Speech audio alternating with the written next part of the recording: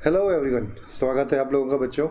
आज की हमारी इस क्लास के अंदर fourth class of our chapter atoms and molecule. बच्चों, ये चैप्टर एटम्स एंड मॉलिक्यूल और उसके बाद आपका एक चैप्टर आता है स्ट्रक्चर ऑफ एटम। उन दोनों चैप्टर को कुछ मिला जुला के ही मैं आपको इस चैप्टर के अंदर चीज़ें पढ़ा रहा हूँ, क्योंकि नए सिलेबस में हमारा काफ़ी कुछ सिलेबस है जो कि कट चुका है और जो कि इन दोनों चैप्टर में लगभग एक जैसे ही चीज़ें आती हैं। मैं ये नहीं कह रहा कि वो चीज़ें रिपीट होती हैं, बट कुछ एक सीक्वेंस अगर देखा जाए, अगर आपको मैं पहले ए पढ़ाता हूँ तो बी सी डी एक सीक्वेंस हम लोगों का बनता है। तो उसी सीक्वेंस के हिसाब से तो आपका ये चैप्टर एटम्स एंड मॉलिक्यूल और कुछ चीज़ें इसके अंदर स्ट्रक्चर ऑफ एटम, दोनों की मैं वो सीक्वेंस के हिसाब से वो चीज़ें कवर करके चलता हूँ। तो इस चैप्टर में आपका लगभग अराउंड एक या आज का लेक्चर, उसके बाद 2 लेक्चर के अंदर आपकी पूरी की पूरी जो केमिस्ट्री पोर्शन है आपका क्लास 9th का, वो आपका बच्चों कवर हो जाएगा। तो इससे पहले हम लोग आज का चैप्टर शुरू करने से पहले लास्ट लेक्चर आप लोगों ने ध्यान से देखा होगा। उसके अंदर हमने अब तक के जितने भी लेक्चर थे वो सारा का सारा किस तरीके से हमने पढ़ा था, उन सब का एक साथ आपको रिवीजन दिया। वो वीडियो आप लोग अच्छे से ध्यान से देखिए। अगर आपको देखनी, अभी वो वीडियो प्राइवेट हो गई होगी, अगर आप लोग टाइम पे नहीं देखेंगे तो सब चीज़ें आपकी बच्चों प्राइवेट होता जाएगा। सो जो आपका टाइम है क्लास का, जो क्लास का आपका टाइम है आपका बच्चों 1 o'clock का, या जो भी आपका टाइम आता है क्लास का, डेली के आपको टाइमिंग होता है। जनरली आपकी क्लास 1 AM टू 2 PM के आसपास के इस इन बिटवीन में रहती है। हाफ एन आवर की क्लास होती है। उस हाफ एन आवर की क्लास के अंदर आप लोग आधा घंटा पढ़िए और उसको दोबारा देख के रिवाइज़ करिए, अपने आप लोग नोट्स करिए। अभी भी मुझे सब बच्चों के नोट्स मुझे नहीं आ रहे हैं, तो आप लोग बच्चों प्लीज़ उनको नोट्स को करिए। जो बच्चे जो हैं आप लोग अपना फीस वगैरह है, बाकी सब चीज़ें डिपॉजिट करते रहेंगे। स्कूल के जो प्रोसीजर्स होते हैं आप लोग उस चीज़ में अगर आप ध्यान से करते रहेंगे तो आपको वो लिंक दोबारा भी मिल सकते हैं। अदरवाइज़ आपके वो लिंक प्राइवेट हो जाएंगे, आप लोग नहीं देख पाएंगे। सो अगर आपको कोई भी प्रॉब्लम आती है आप लोग स्कूल में विजिट कर सकते हैं, अकाउंट्स डिपार्टमेंट से बात कर सकते हैं। स्कूल में आके आप लोग टीचर से, जो आपके रिस्पेक्टिव टीचर्स हैं, उनसे बात करके आप लोग अपने इस इशू को अपना ख़त्म कर सकते हैं। ओके, तो चलिए फिर बच्चों हम लोग स्टार्ट करते हैं आज का चैप्टर फटाफट। सबसे पहले हम लोगों ने अभी तक चीज़ें पढ़ा था, एटम क्या होता है, इस तरीके से एटॉमिक मास हमने अभी तक हमने मास नंबर पढ़ा था। अब हम बात करते हैं बच्चों एटॉमिक मास की। एटॉमिक मास से वैसे हमारा मतलब होता है मास ऑफ एन एटम, एक एटम के अंदर कितना मास है। So atomic mass is the weighted average mass of an atom. अब ये वेटेड एवरेज मास, ये जो टर्म आई है वेटेड एवरेज मास, इसको मैं आपको बाद में अच्छे से बताऊंगा। So atomic mass is the weighted average mass of an atom of an element based on relative natural abundance of elements isotope. अब कई बार क्या होता है बच्चों, जैसे हमने पढ़ा था कार्बन है, कार्बन 12 भी एग्जिस्ट करता है, कार्बन 14 भी एग्जिस्ट करता है। सो कार्बन 12 एंड कार्बन 14, इन दोनों की एक अबंडेंस की एक परसेंटेज होती है, दैट इज़ अराउंड 98% जो हमारे पास कार्बन 12 होता है। ये 98% मैंने बोला है, हो सकता है इससे ज़्यादा भी हो या उससे कम हो, और 2% हमारे पास कार्बन 14 है। तो इनकी वजह से तो हमारे पास में जो है मेनली हम लोग क्या करते हैं, कार्बन 12 मान के चल जाते हैं। जैसे क्लोरीन है, क्लोरीन हमारे पास 35 भी आता है, क्लोरीन 37 भी एग्जिस्ट करता है, बट क्लोरीन का हम जो एटॉमिक मास है वो 35.5 मान के चलते हैं, ना 35 ना 37, it is observe as a 35.5।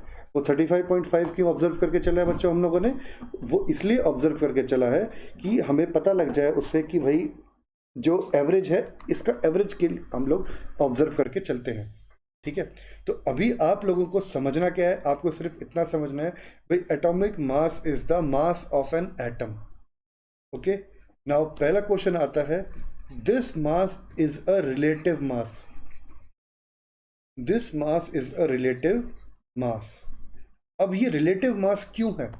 अब एक बात बताओ, आप लोग जब भी घर में कभी मार्क्स आते हैं आपके, मान लो 80% मार्क्स आए, या कभी भी कुछ आप लोगों के होते हैं, एक कंपैरिजन होता है ना आपके घर में, एक कोई बड़े दीदी या भैया होते हैं जो आईआईटी वगैरह क्लियर कर चुके होते हैं या जिनके बड़े अच्छे नंबर आते हैं, आपका हमेशा उनसे कंपैरिजन करता है, भाई उस फलानी के, वो देख ताऊ जी की लड़की को देख उसके इतने नंबर आए थे, या मामा की लड़की को देखो उनके इतने नंबर आए थे, या कोई पड़ोस में आता है। और आजकल क्या चल रहा है, वो शर्मा जी का लड़का, वो जो शर्मा जी का लड़का या वर्मा जी का लड़का जिसके नंबर ज़्यादा आते हैं, उससे आपका क्या एक कंपैरिजन चलता है। तो सेम बच्चों इसी तरीके से हम लोगों ने केमिस्ट्री के अंदर कार्बन को मान रखा है शर्मा जी का लड़का। तो कार्बन क्या है, एक कंपैरिजन है। सो हमेशा हम लोग कार्बन के मास से कंपेयर करते हैं दूसरी चीज़ों को। हमने क्या करा, एक कार्बन लिया बच्चों, उस कार्बन को मैंने 12 पार्ट्स में डिवाइड कर दिया। ओके, और 12 पार्ट्स के बाद में वो जो 1 पार्ट आया, उस 1 पार्ट को मैंने मान दिया 1 AMU, that is atomic mass unit, उसको मैंने 1 AMU नाम दे दिया। Okay, carbon divided into 12 parts, and जो एक पार्ट आया उसको मैंने दे दिया वेट उसका 1 AMU। अब मैंने क्या करा, इस 1 AMU से हर एक एलिमेंट के मास को कंपेयर करता गया, हर एक एलिमेंट के एक सिंगल एटम के मास को कंपेयर करा। तो हाइड्रोजन का और उस 1 पार्ट का मास इक्वल आ गया, किसी का उसके ट्वाइस आया, किसी का थ्राइस, किसी का 4 टाइम्स, किसी का 18 टाइम्स, किसी का 19 टाइम्स, किसी का 47 टाइम्स, किसी का 56 टाइम्स। तो जितने टाइम्स उसका वो मास ज़्यादा आता गया वो उसका एटॉमिक मास हो गया। क्लियर? एटॉमिक मास ये होता है।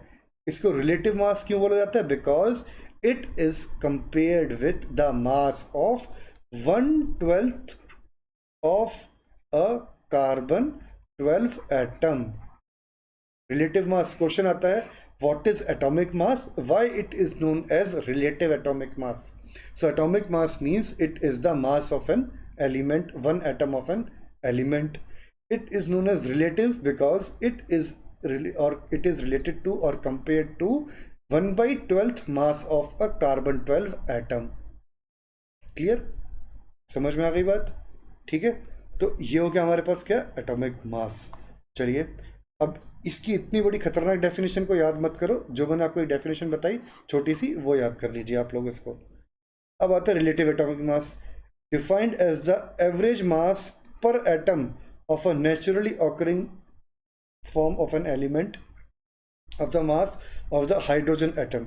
बच्चों, कार्बन से पहले हमारे पास में हाइड्रोजन से कंपेयर करते थे, उसके बाद में ऑक्सीजन से भी कंपेयर करना स्टार्ट किया, फिर लास्ट में साइंटिस्टों ने कार्बन के ऊपर सलाह करी और कार्बन से किया। अब वो ऑक्सीजन क्यों छोड़ा, हाइड्रोजन क्यों लिया था, कार्बन क्यों आया, ये सब चीज़ें आपके क्लास 9th के लेवल में नहीं है, वो आपको पढ़ने की कोई ज़रूरत नहीं है इन चीज़ों में अभी। बट आप लोग इतना याद रखिए कि अब कार्बन को यूज़ करते हैं। और न्यू डेफिनेशन क्या है, 1/12 the mass of an atom of carbon 12। पहले क्या था, हाइड्रोजन, बट अब आज की डेट में क्या होता है, 1/12 of the mass of the carbon 12 atom, as it is in relationship as it is in relation with the mass of carbon 12 atom, therefore it is known as relative atomic mass. आपको simple से इतना लिखना है, because the mass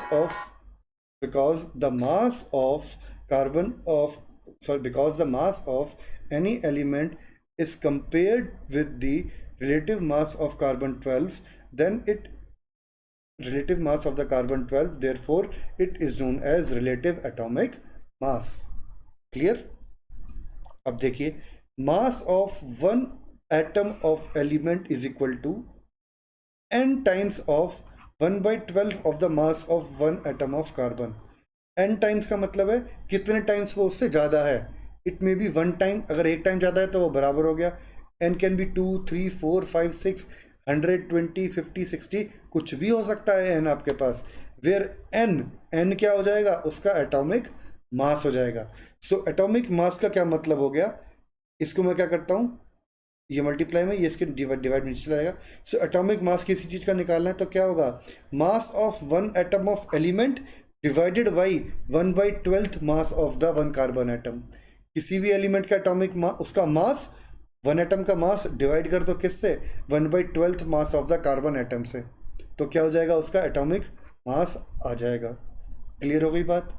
atomic mass की unit को हम लोग बोल देते हैं 1 AMU। अभी वो हम आपको आगे बताते हैं। So atomic mass is the mass of 1 atom of an element. It is known as relative atomic mass because it is in related to the mass of 1/12 of the carbon atom, therefore it is relative atomic mass. ये बात यहाँ पे clear हो गई आपको? चलो जी, अब आता है Y compared with the carbon 12, because isotopic mass of carbon is near to 12, वो 12 के बराबर होता है। और hydrogen should be compared with the other element has atomic mass is 1, hydrogen को पहले लिया जाता था, उसका एटॉमिक मास था 1, बट हाइड्रोजन के उसके बाद में 3 आइसोटोप डिक्लेयर हो गए, तो उसका जो एटॉमिक मास है वो एग्जैक्टली 1 के बराबर नहीं है, 1.008 समथिंग होता है। तो इस वजह से थोड़ी गड़बड़ स्टार्ट हो गई, तो फिर उस गड़बड़ से बचने के लिए हमने क्या करा, कार्बन को ही चूज़ किया। ओके, क्लियर हो गई बात। चलो जी आगे देखते हैं atomic mass unit. One atomic mass unit का मतलब क्या है? So one atomic mass unit is defined as the mass equal to 1/12 of the carbon atom. एक कार्बन है, उसके 12 पार्ट्स कर दिए, और उसके 12 पार्ट्स करने के बाद में जो उसका मास होता है उसे क्या बोलते हैं? Atomic mass unit. Clear? Atomic mass unit बोलते हैं। और 1 AMU को अगर आप लोग ग्राम में कन्वर्ट करते हो बच्चों, तो 1.66 इंटू 10⁻⁻24 ग्राम बनेगा। क्लियर हो गई बात?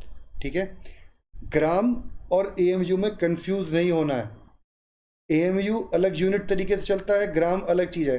ग्राम हो गया कि आपने मान लो सपोज करो ये बॉटल है, इस बॉटल को तराजू पे वेट कर दिया तो वो ग्राम में आएगी, बट अगर इसको एटॉमिक मास के हिसाब से देखेंगे तो AMU अलग केस बनेगा उसका। क्लियर? ठीक है, चलो जी 1 AMU is equal to 1.66 into 10⁻⁻24 gram. तो इसका मतलब क्या हुआ? एक एटम का जो मास होता है वो बहुत ही थोड़ा और बहुत कम मास होता है बच्चों एक एटम के पास में। अब आता है एवरेज रिलेटिव एटॉमिक मास। अभी एवरेज रिलेटिव, अब जिस भी एलिमेंट के आइसोटोप्स होते हैं, आइसोटोप्स हम लोगों ने पढ़ा था क्या होता है? These are the group of elements having same atomic number but different atomic mass. Isotope का मतलब same atomic number but different mass number. So mass number और एटॉमिक मास के अंदर डिफरेंस पता लग गया। एटॉमिक मास तो क्या हो गया? मास ऑफ एन एटम। और मास नंबर क्या हो गया? सम ऑफ प्रोटॉन्स प्लस न्यूट्रॉन। ये भी एक क्वेश्चन बनता है आपका, what is the difference between atomic mass and mass number? Confuse नहीं होना, मास नंबर है वो नंबर की बात करता है। नंबर का मतलब number of proton plus neutron. और एटॉमिक मास, भाई मास एटम के अंदर क्या क्या चीज़ प्रेजेंट है? प्रोटॉन भी प्रेजेंट है, न्यूट्रॉन भी प्रेजेंट है, इलेक्ट्रॉन भी प्रेजेंट है। उन सब का जो मास होता है बच्चों उसे बोलते हैं एटॉमिक मास। और आपको एक मजे की बात बता दूं, जो एटॉमिक मास होता है किसी भी चीज़, किसी भी एलिमेंट का, उसमें मेनली प्रोटॉन और न्यूट्रॉन वो ही कंट्रीब्यूट करते हैं। इलेक्ट्रॉन का मास इतना कम होता है कि इलेक्ट्रॉन हो या ना हो कुछ फ़र्क ही नहीं पड़ता। तो मोस्टली अगर कोई पूछे विच entity comprises the atomic mass of an element, so you can say proton and neutron comprises the atomic mass of an element.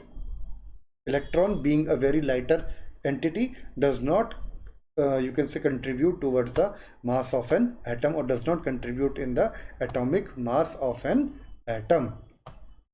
Okay? Atomic mass का मतलब है एक एटम के मास की हम लोग बात कर रहे हैं। मॉलिक्यूलर मास होता तो हम एक मॉलिक्यूल के मास की बात करते हैं। ये बात क्लियर हुई आपको?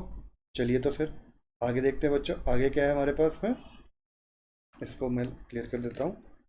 आगे आता है how can we calculate the isotopic composition to calculate the relative mass of an atom. So अब हमारे पास मान लो 2 या 3 आइसोटोप हैं और मुझे उनका एवरेज मास कैलकुलेट करना है, तो वो किस तरीके से करूँगा? मेथड क्या है? Multiply each percentage by mass number add and divide by 100। अब इसको समझोगे तो पढ़ोगे तो ऐसे बच्चों समझ में नहीं आएगा। अब इसका चुपचाप देखो फॉर्मूला। फॉर्मूला क्या है ध्यान से देखो। सपोज करो एक एलिमेंट है बच्चों ए, ठीक है, उसका आइसोटोप है A1 A2, 2 आइसोटोप है सपोज करो A1 एंड A2। तो अब एवरेज एटॉमिक मास और इसकी परसेंटेज है, इसकी परसेंटेज हो गई परसेंटेज x है और यह परसेंटेज y। इसका मतलब है A1 is available x% in the nature and A2 is available y% in the nature. Clear? A1 का जो मास, एटॉमिक मास है वो है Ma1 और A2 का मास Ma2। तो 3 चीज़ें आ गई मेरे पास। There is an element A which has 2 isotope A1 and A2। Clear? The atomic mass of A1 is Ma1, atomic mass of A2 is Ma2. Percentage of A1 is X and percentage of A2 is Y in the nature. So average atomic mass और wait एक ही बात हो गई. क्या होगा? Percentage of isotope, percentage of A1 multiply by atomic mass of A1 plus percentage of A2 multiply by atomic mass of A2 divide by 100. अगर A3, A4, A5 होता तो सबके परसेंटेज और उसके मास से मल्टीप्लाई करके 100 से डिवाइड कर देते. तो इसका मतलब परसेंटेज ऑफ A1 कितना है बच्चों? X multiply by Ma1 plus Y multiply by Ma2 divide by 100. तो आपके पास ये फॉर्मूला बन गया. अभी इसका न्यूमेरिकल करके दिखाता हूँ आपको और क्लियर हो जाएगा. बस ये फॉर्मूला आप लोग फटाफट नोट कर लो, ये चीज़ें आपकी क्लियर हो जाएंगी आपको. ठीक है, ये इंपॉर्टेंट फॉर्मूला है, इसके ऊपर क्वेश्चन पक्का आएगा आपके पास. So finding AR, that is average relative mass. So find the average relative mass of chlorine. So chlorine के हमारे पास दो आइसोटोप आ गए बच्चों, क्या क्या? 35 एंड 37. 35 एंड 37 ये क्या है? इसका एटॉमिक मासेस हो गए. यहाँ पर मास नंबर आप बोल सकते हो और एटॉमिक मास बोल सकते हैं. सो रिलेटिव मासेस, ये इसका मास नंबर था 35 एंड 37 और रिलेटिव मास इसका 34.9, इसका 36.9, जिसको मैं क्या करता हूँ 35 और 37 ही मान लेता हूँ as for the easy calculation part. ठीक है. अबंडेंस है इसकी 75.8% और ये 24.2% है. That is percentage available in the nature. Formula क्या था एवरेज मास का? Isotope percentage into atomic mass plus percentage into atomic mass. ये क्या है मेरे पास? Relative mass atomic mass into percentage 34.9 into 75.8 plus आ गया ना प्लस 36.6, 36.9 इंटू 24.2 मल्टीप्लाई करा, प्लस कर दिया, 100 आ गया. कैलकुलेट करोगे आंसर आपके पास आ जाएगा बच्चों 35.45 AMU. एटॉमिक मास यूनिट आ जाएगी इसके पास, इसकी यूनिट भी AMU. So 35.45 is the average relative atomic mass. Now question आता है why it is known as average relative. ये एवरेज क्यों बोला गया है? Because it is not the actual mass, it is the average mass of the isotopes. तो जितने भी आइसोटोप अवेलेबल हैं उस पर्टिकुलर एलिमेंट के पूरे नेचर के अंदर, उसकी परसेंटेज को देखते हुए उसका एक एवरेज कैलकुलेट करा गया है. अब ये ऐसा क्यों करा गया? सपोज करो मान लो 35 कोई क्लोरीन से एक्सपेरिमेंट कर दिया, किसी ने 37 से क्लोरीन से एक्सपेरिमेंट करा, बट जब वो फाइनल रिजल्ट निकालेंगे तब कुछ ना कुछ गड़बड़ आ जाएगा उनका रिजल्ट. उन सब चीज़ों को बचने के लिए क्या करा उन्होंने? एक मास लेके चल दिया, दैट इज़ 35.5, तो जो कि कभी गलत ही नहीं होगा किसी का. सो ये बात आ गई मेरे पास एवरेज रिलेटिव एटॉमिक मास. याद रखना एवरेज रिलेटिव एटॉमिक मास सिर्फ उन्हीं एलिमेंट के लिए लेते हैं जिनका आइसोटोप होता है. अगर वो कोई आइसोटोप नहीं है उस एलिमेंट का तो उसका सिंपल रिलेटिव एटॉमिक मास या फिर एटॉमिक मास होगा, उसका एवरेज मास नहीं होता. Got it? क्लियर हो गई बात आपको ये?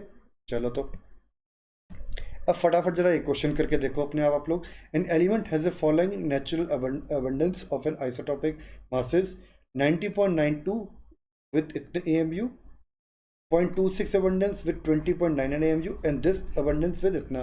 Calculate average atomic mass of the element. So average atomic mass formula क्या था? समेशन ऑफ, इसको summation percentage of element multiply by atomic mass divide by 100. पहला कितना दिया हुआ है बच्चों? देखिए फटाफट. Percentage is given 90.92 multiply by 19.99 plus 0.26 multiply by 20.99 plus 8.82. पता है मुझे थोड़ी सी कैलकुलेशन इसकी गंदी सी करनी पड़ेगी, बट बच्चों क्या करें, करना तो पड़ेगा, डिवाइड बाई 100। आप लोग कैलकुलेट करो और मुझे बताओ कितना आता है आपका आंसर। ठीक है, तो ये आपका फॉर्मूला है, ये आप लोग आपको कैलकुलेशन के लिए मैंने छोड़ दिया है। आपको थोड़ी सी इजी कैलकुलेशन करनी है तो बच्चों इसको 91 मान लो, इसको 20 मान के चल लो, इसको 0.26 ही रखो और इसको 21 कर लो, इसको 0.8 करके इसको इतना कर लो। थोड़ी बहुत चलो आप लोग ऊपर नीचे कर सकते हो, बट कैलकुलेटर का यूज़ करके फटाफट इसका आंसर बताओ मुझे क्या आएगा, कोई टेंशन नहीं लेना इसमें। ठीक है, चलो तो ये क्वेश्चन आपकी कैलकुलेशन आपके लिए छोड़ दिया। चलिए नेक्स्ट क्वेश्चन देखते हैं क्या कहता है।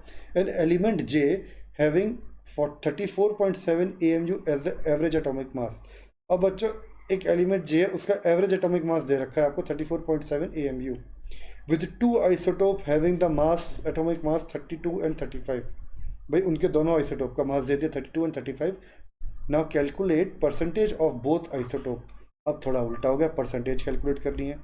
सो एवरेज एटॉमिक मास कितना था 34.7 इज इक्वल टू क्या बनेगा आपके पास, कैलकुलेट परसेंटेज ऑफ, ओके, अब percentage of two isotope, suppose A and B are two isotope.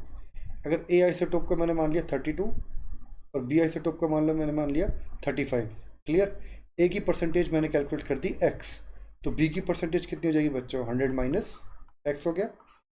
Clear, let percentage of A is x, दूसरी क्या होगी 100 माइनस एक्स ही तो होगी, दोनों परसेंटेज 100 से ऊपर तो हो नहीं सकती कभी प्लस सम उसका। तो अब हमारे पास में क्या आया यहाँ पे 34.7 क्या है मेरे पास, 34.7 is the average mass which is equal to 34.7 किसके इक्वल होगा हमारे पास, percentage of first isotope. Percentage of first isotope क्या है x multiply by 32 plus 35 multiply by 100 minus x divided by 100। अब इसको फटाफट सॉल्व करो, x की वैल्यू आ जाएगी आपके पास में और y की वैल्यू आएगी। ठीक है, जब कैलकुलेट करोगे आई थिंक x और y की वैल्यू 90 और 10 आ जाएगा। सो एक 90% आएगा, एक आपके पास 10% आएगा। आप इस तरीके से अपना आंसर कैलकुलेट कर सकते हैं। क्लियर, ठीक है, चलिए तो फिर नेक्स्ट क्वेश्चन देखते हैं क्या कहता है। नेक्स्ट आता है बच्चों आपके पास मॉलिक्यूल्स। सो मॉलिक्यूल्स क्या होते हैं, it is the smallest particle of an atom of an element. अब एक एटम था आपके पास, एक एटम एक और एटम के साथ कंबाइन कर जाता है तो उसे क्या बोलते हैं मॉलिक्यूल। जैसे ऑक्सीजन प्लस ऑक्सीजन हमेशा क्या है O2 की फॉर्म में एग्जिस्ट करता है, तो O2 क्या हो गया एक मॉलिक्यूल बन गया बच्चों। अब वो जो मॉलिक्यूल है वो दो टाइप के होते हैं, एक होता है सेम एटम्स का बना हुआ, एक होता है डिफरेंट एटम्स का बना हुआ, जैसे कि वाटर। अब H2O के अंदर हाइड्रोजन और ऑक्सीजन दोनों के दोनों मिल गए तो वो क्या बन गया, कंपाउंड बन गया, उसको हम लोग एक कंपाउंड बोल देते हैं। बट उस कंपाउंड का भी अगर पूरा का पूरा वाटर है तो हमने बोल दिया water is a compound. But water के अंदर से अगर मैं एक H2O निकाल के रखूँ, उस पूरे कंपाउंड की एक सबसे छोटी यूनिट क्या होगी, वो होगा H2O मॉलिक्यूल। क्लियर, सपोज करो मेरे पास कार्बन डाइऑक्साइड है, पूरा एक बॉटल मेरे पास कार्बन डाइऑक्साइड भरी पड़ी है, उसमें से क्या है CO2 डिफरेंट मॉलिक्यूल्स CO2 के भरे हुए होंगे। सो जैसे एटम था एलिमेंटल लेवल पे सबसे छोटी चीज़, तो कंपाउंड लेवल पे सबसे छोटी चीज़ क्या हो जाती है, मॉलिक्यूल हो जाता है। और मॉलिक्यूल के अंदर हो सकता है सेम टाइप ऑफ एलिमेंट मिले हो और हो सकता है डिफरेंट टाइप ऑफ एलिमेंट मिले हो, ये डिपेंड करता है। और मॉलिक्यूल की एक सबसे खास बात क्या होती है बच्चों, it can exist in the free state independent. वो ऑर्डिनरी कंडीशन से बिना किसी टेम्परेचर प्रेशर को ज़्यादा इंक्रीज और डिक्रीज करे हुए ऑर्डिनरी कंडीशंस पे they exist as a free state. वो एक फ्री स्टेट में रहते हैं और हमेशा उनकी प्रॉपर्टी एक ही रहती है, वो एक ही प्रॉपर्टी वो शो करते हैं और सबके सब एक ही प्रॉपर्टी शो करते हैं। अब अगर मान लो मेरे पास ये कोई बॉक्स है, इसके अंदर में मेरे पास ऑक्सीजन गैस भरी पड़ी है, ठीक है। अब जैसे मान लो फॉर एग्जांपल ये बॉटल देख रहे हैं आप लोग, अब इस बॉटल के अंदर पानी पूरा का पूरा भरा हुआ है। अब इसमें मैं कोई भी अगर कोई भी मॉलिक्यूल वाटर का उठा के देखूं तो सब वाटर के मॉलिक्यूल की प्रॉपर्टीज़ H2O यही मिलेगी मेरे को, वो कोई अलग अलग नहीं मिलने वाली है, ठीक है। चलिए तो फिर जैसे कि आप लोग देख सकते हैं ये ऑक्सीजन कार्बन डाइऑक्साइड के अंदर दो ऑक्सीजन और एक कार्बन मिलके CO 2 बना दिया। हाइड्रोजन अमोनिया क्या होता है NH3, 3 हाइड्रोजन मिला और एक नाइट्रोजन मिलके NH3 बना दिया। ऑक्सीजन में क्या है O2 हो गया। तो ये क्या से हो गया, सेम टाइप ऑफ एटम्स आ गए यहाँ पे डिफरेंट टाइप ऑफ आ गया। तो ये होते हैं बच्चा होमो एटॉमिक मॉलिक्यूल्स और ये हो गया hetero atomic molecule. Homo atomic means single type of atoms और hetero atomic means different type of atoms. अब आती है एटॉमिसिटी, ये इंपॉर्टेंट है। एटॉमिसिटी का मतलब होता है number of atoms present in an of an element in a molecule. कितने एटम प्रेजेंट हैं उस मॉलिक्यूल को बनाने के लिए। जैसे कि मैं कहता हूँ P4। अब P4 का मतलब है 4 phosphorus combined together and form 1 molecule. अब कार्बन डाइऑक्साइड के अंदर एक कार्बन है बच्चों, 2 ऑक्सीजन, तो कितना हो गया 3। इसमें ये गलती मत करना, एक कार्बन एक ऑक्सीजन, कार्बन और ऑक्सीजन 2 टाइप हो गया, 2 एटॉमिसिटी नहीं, 1 carbon plus 2 oxygen, so it means 2 + 1 3 atomicity हो जाएगी। जरा फटाफट बताओ अमोनिया वाले की कितनी होगी। Ammonia 1 nitrogen and 3 hydrogen, so it will be 4। Oxygen में क्या हो जाएगा 2 हो जाएगी। PCl 5 6 है, 5 क्लोरीन 1 फॉस्फोरस। अमोनिया मैंने 4 बताया। कैल्शियम कार्बोनेट 5 बताया। जरा फटाफट मुझे कमेंट सेक्शन के अंदर बेटा K2Cr2O7 इसकी एटॉमिसिटी बताओ कितनी होगी। KMnO4 इसकी एटॉमिसिटी बताओ। एल्यूमिनियम हाइड्रोक्साइड, जरा मुझे फटाफट एक इन तीनों की एटॉमिसिटी अभी तुरंत की तुरंत मुझे बताइए फटाफट चैट सेक्शन के अंदर कितनी कितनी बनेगी एटॉमिसिटी इन तीनों की। और जो बच्चे अच्छे से जवाब देंगे नेक्स्ट लेक्चर में पक्का उन लोगों के लिए कुछ ना कुछ सरप्राइज पैकेज रहेगा। ठीक है, चलो तो फिर अब आता है difference between compounds and molecule. Compound और मॉलिक्यूल का डिफरेंस क्या मान के चलते हैं। Every combination of an atom is a molecule. जब भी कभी भी बच्चों एटम कंबाइन होते हैं उनके सारे कॉम्बिनेशन को हम लोग मॉलिक्यूल बन देते होते हैं। और एक compound is a molecule made of atoms of different element. अगर इसी में डिफरेंट एलिमेंट से जो है कोई कंपाउंड बनता है तो उसे क्या बोल देते, कोई मॉलिक्यूल बनता है तो उसे बोल देते हैं हम लोग कंपाउंड। सो कंपाउंड को आप लोग इस तरीके से समझ सकते हो कि भाई वो भी एक मॉलिक्यूल है बट उसके अंदर डिफरेंट टाइप ऑफ एटम्स हैं। ठीक है, तो एक तरीके से बोलने में क्या आया, ऑल कंपाउंड्स आर मॉलिक्यूल्स। जितने भी कंपाउंड है वो है तो मॉलिक्यूल ही, बट मॉलिक्यूल का एक स्पेशल टाइप है कंपाउंड। एक मॉलिक्यूल है, सेम एटम हो गए उसके अंदर, ऑक्सीजन O2 Fl2 F2 हो गया, Cl2 हो गया, जैसे ऑक्सीजन गैस हो गया, Cl2 गैस है आपके पास में, जैसे P4 हो गया, और जैसे एग्जांपल आप लोग लीजिए आप N2। सो ये क्या है आपके पास सारे के सारे मॉलिक्यूल हैं। अब इन्हीं के स्पेशल केस क्या होगा मॉलिक्यूल का, कार्बन डाइऑक्साइड, इसमें क्या different type of element. So all compounds are molecules but molecules are not compounds. So compound is a sort of, you can say, a special case of a molecule. Clear. So बच्चों ये आपके पास अब तक difference था molecule and compounds के बारे में। अब जो भी मॉलिक्यूल का मास होता है उसे हम बोल देते हैं मॉलिक्यूलर मास। तो molecular mass is the sum of atomic masses of the element present in a molecule. जैसे कि मान लो मैंने नाइट्रोजन और हाइड्रोजन NH3। अब इसको अगर मैं देखूं तो 1 atom of nitrogen plus 3 atom of hydrogen, ये इसका मास आएगा। Atomic mass of nitrogen is 14 plus ammonia, hydrogen है, हाइड्रोजन का एटॉमिक मास होता है बच्चों 1, पर है कितने 3, तो ये कितना हो गया 14 + 3 = 17। सो 17 AMU एटॉमिक मास यूनिट, इसमें भी atomic mass AMU is the mass of 1 molecule of ammonia. तो 17 AMU is the mass of 1 molecule of ammonia. हाँ बच्चों, अब आपको एक सरदर्दी आपके लिए आ गई है। You have to remember the atomic masses of first 20 elements. Product table उठाओ, फर्स्ट 20 एलिमेंट्स के एटॉमिक मासेस, NCERT बुक उठाइए, चैप्टर खोलिए, उसमें आपको सारे के सारे एटॉमिक मास आपको मिल जाएंगे, दिए हुए हैं। उसके अंदर वो एटॉमिक मास आपको याद करने पड़ेंगे, उसका कोई शॉर्टकट नहीं है। धीरे धीरे याद करोगे अपने आप आपको याद हो जाएंगे। चलो एक और मैं करके दिखाता हूँ, H2O।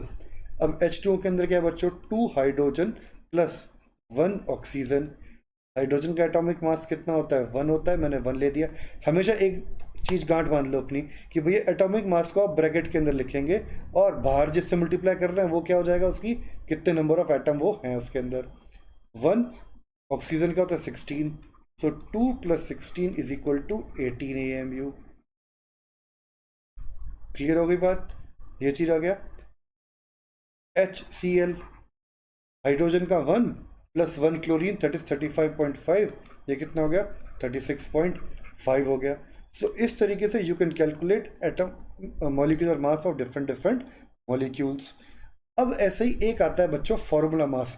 मॉलिक्यूलर मास और फार्मूला मास लगभग एक ही चीज़ है, बस थोड़ा सा अंतर है।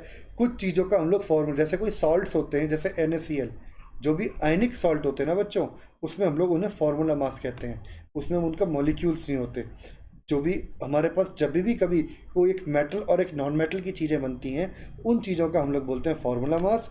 अगर किसी नॉन मेटल की चीज़ें बनती हैं तो हम लोग उसको बोलते हैं मॉलिक्यूलर मास। तो फार्मूला मास भी वही होता है। अब NaCl है तो फार्मूला क्या है, Na और Cl दोनों के एक एक जोड़ दो, आपके पास क्या आ गया, सोडियम का मास होता है 23, 35.5 किसका मास है, क्लोरीन का मास है, दोनों को आप लोग ऐड अप कर देंगे, so it will become 58.5 AMU। Okay, so जल्दी से फटाफट बच्चों formula mass of ZnO Na2CO3 KCl and CaI2 इनको फटाफट कैलकुलेट करो।